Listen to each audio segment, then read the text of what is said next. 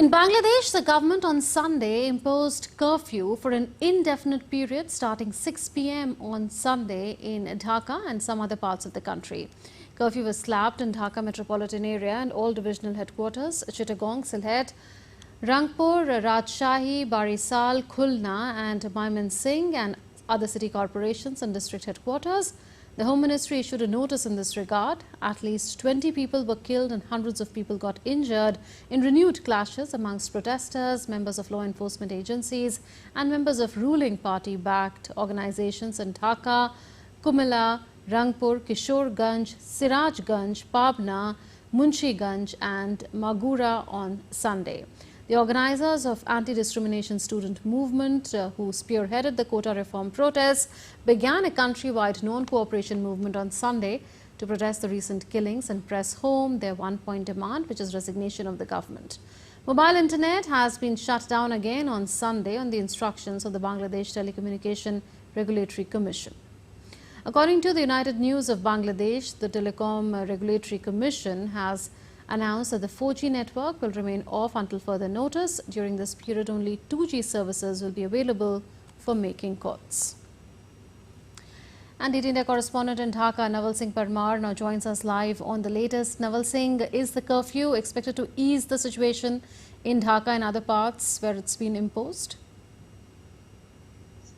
Well, today the protester announced for the non-cooperation movement across the country, and during that, since the morning, there were very thin traffic on the streets and roads of Dhaka.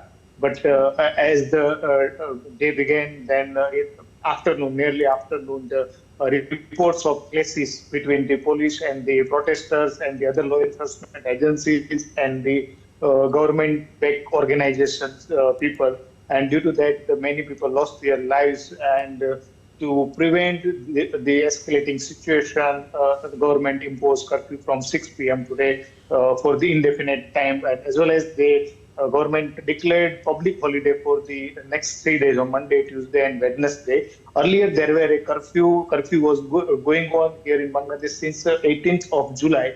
But as the situation were under control, not normal, but it was under control, so government relaxed curfew for earlier 2 hours, then 3 hours, then 7 hours, then today it was relaxed for at least 15 hours. But now the situation went out of control today afternoon, so government declared curfew for indefinite time. The protesters are demanding for and they have their one-point demand, and that is the resignation of Sheikh Hasina-led Awami League government.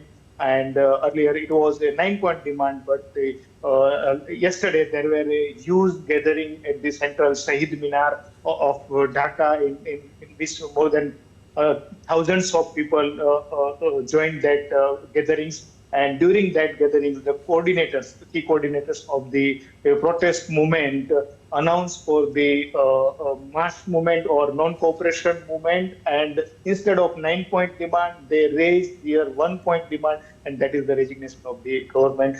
Students as well as the other people from all walks of life are coming in favor of the protester, and at the same time, political opposition like Bangladesh Nationalist Party are also in full support of the protester. They are also on the streets and road. But 2 days back, government banned the Bangladesh Jamaat-e-Islami and its student wing as a terming its terrorist organization. But they are also involved in the protest.